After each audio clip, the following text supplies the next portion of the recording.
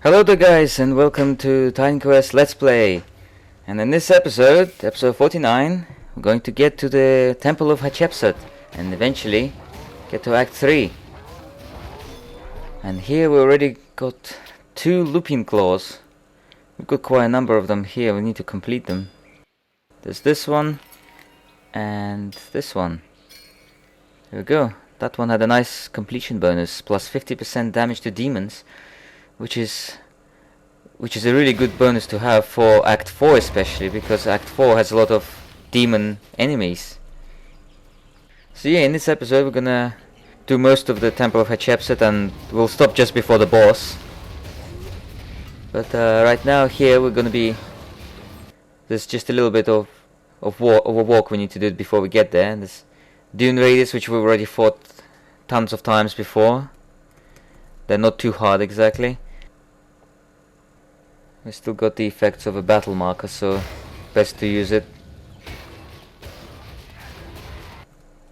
Doing really well. And who is this? Badru the Mad. Look how quickly we've disposed of this Dune Raider hero.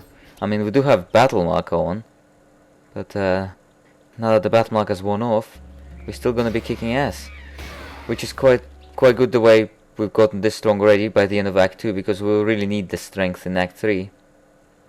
I think actually our recent finding of the shield, that shield was actually quite a good find. So yeah, we're doing well. We're managing to kill the enemies quite quickly, if you notice. But in Act 3 it's going to get a little bit harder. Well, it's going to be a noticeable difficulty increase, but it's not so much in terms of how much the enemies can take, it's more about how much damage they deal. You'll notice that they'll be dealing significantly more damage right from the start of Act 3. And that will be chugging a lot more health potions. So this is just the area just around the temple. There's quite a lot of Sandraths here. Sandraths, I think they drop spectral matter, just like the ghosts. So this is quite a good farming spot for that. I thought there were more scarabs around here as well. There probably are, because I think what happens is that the enemy mobs, they change. Sometimes there'll be more scarabs here, other times there's more Sandraths. Seriously, a lot of Sandraths here. Alright, I think that's it. Now we're gonna start ascending to the temple.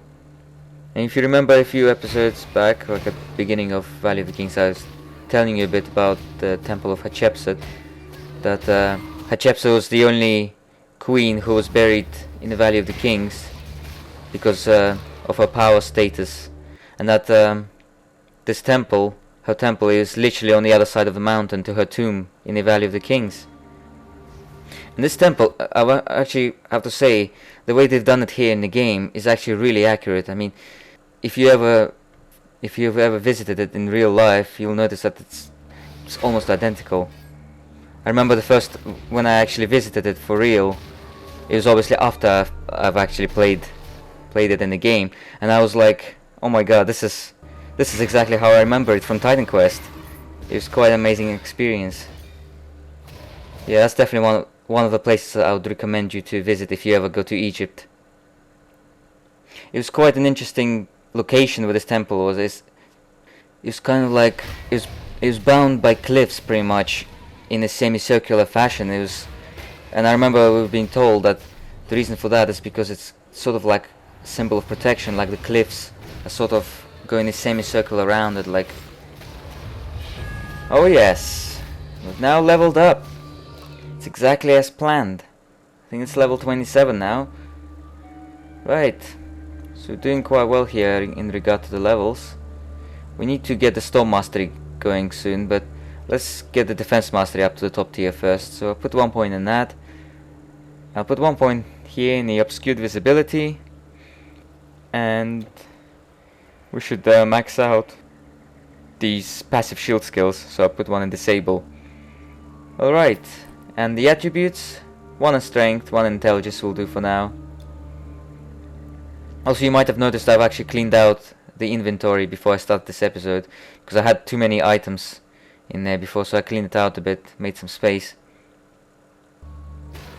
But yeah, it would be nice if we get up to Storm 3 quite soon as well, to get Storm Surge and some other higher end Storm skills. Although we don't need that many higher end Storm skills right now. Storm Surge is pretty much the only one on our priority list right now. But we should get defense to the top tier first, because we've got Pulverize there, Colossus Form. We really need to get all those skills. So there's quite a number of Dark Obelisks here, if you notice.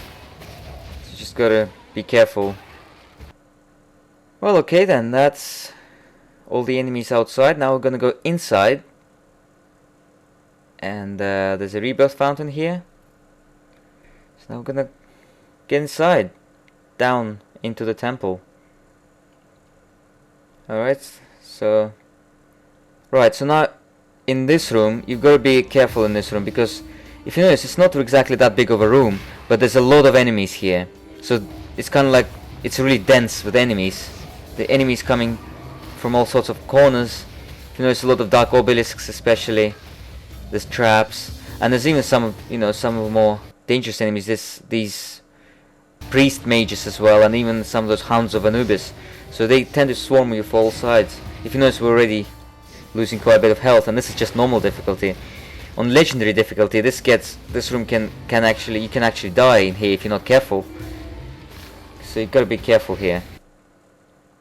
Just really enemy dense room.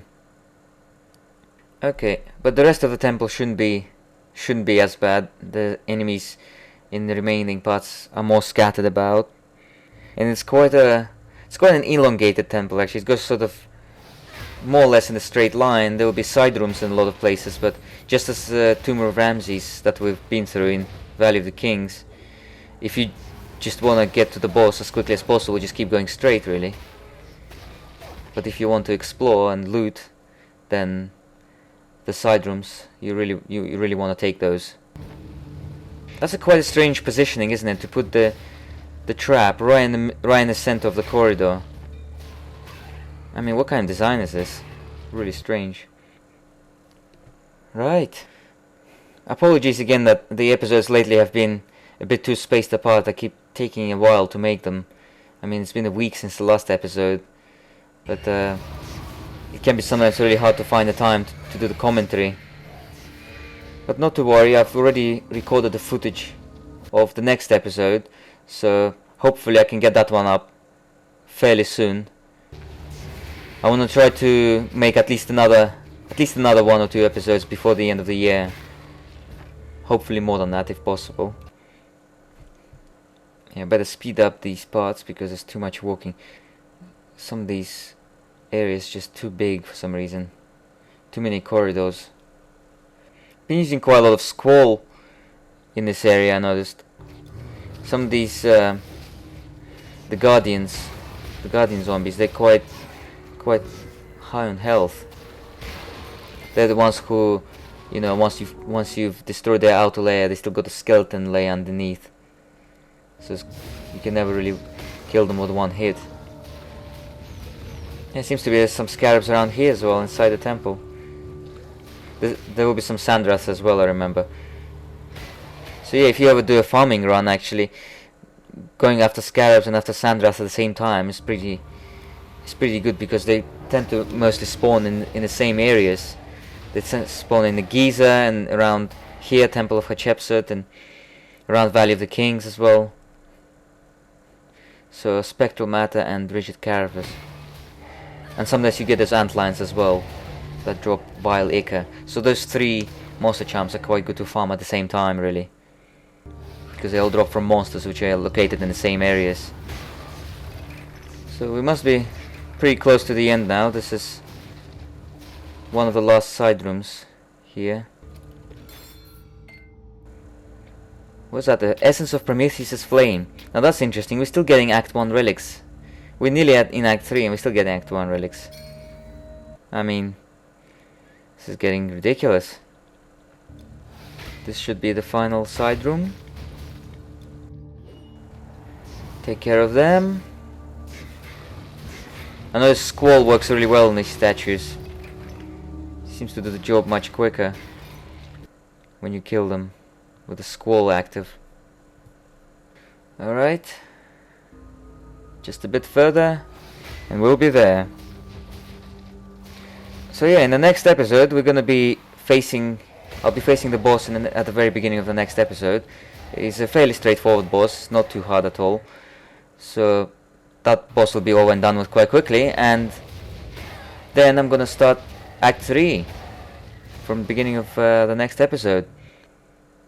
And we're gonna do the hanging gardens of Babylon in that episode. Like I said, I've already recorded the episode footage, so all I need to do is just to get straight into the commentary. So hopefully I can get that episode done within the next few days.